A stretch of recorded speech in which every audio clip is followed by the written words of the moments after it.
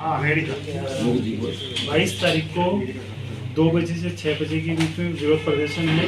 मैं वहाँ 12 बजे से रहूँगा। तो सभी मीडिया से मेरा आग्रह है कि 4 बजे आइए, क्योंकि मैं 12 से 4 बजे तक मौन में रहूँगा और 4 बजे आपके जो भी सवाल है उनके जवाब दूंगा और उसके बाद में कैंडल मार्च का रखें। इतने दिन बीत चुके हैं हमारे केस को लेकर, अभी तक न्याय नहीं मिला है, तो किस तरह देखते हैं पुलिस की कार्रवाई को और स्कूल प्रशासन के रवैये को?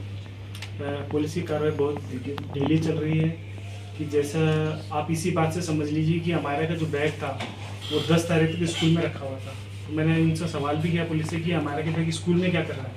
1 तारीख को घटना हुई है तो कह रहे नहीं हमने ही स्कूल में रखवाया था। तो उसी से पता लगा मैंने कि इतनी कॉपीज़ होती है, उसमें 600 पन्ने होते हैं, किसी में कुछ ऐसा बाद में स्कूल द्वारा लिख दिया गया, कुछ भी आपत्तिजनक लिख दिया गया तो उसकी जिम्मेदारी कौन लेगा। तो उनके पास कोई जवाब नहीं था। और स्कूल प्रशासन का तो बहुत ही लापरवाही है, बहुत ही ख़राब रवैया रहा है। ना उनकी तरफ से कोई कॉल, ना उनकी तरफ से कोई मैसेज, किसी ने हमसे बात करने की कोशिश नहीं करी।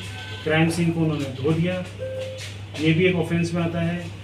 क्लास टीचर हो चाहे प्रिंसिपल हो, किसी का कोई इसमें कोई सहानुभूति नहीं। लेकिन शिक्षा मंत्री हो या तमाम नेता हो सरकार में सब आए, आश्वासन दिया, हुआ कुछ नहीं है।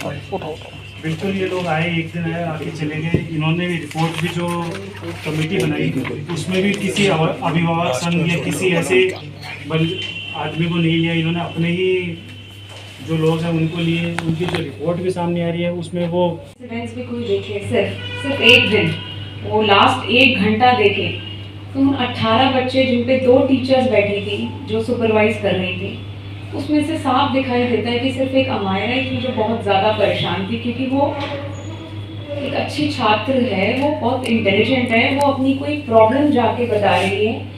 1 बार टीचर ने मना करा कोई बात नहीं, 5 बार टीचर ने उसे भगाया है।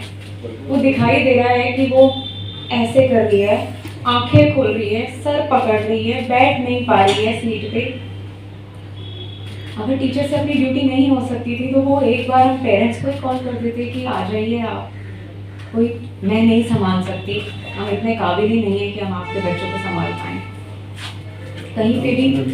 कहीं पे भी किसी ने सीढ़ियों पे जाते हुए हमारा को एक बार नहीं पूछा बेटा ग्राउंड फ्लोर पे तेरी क्लास है, फर्स्ट सेकंड थर्ड क्यों चढ़ रही है।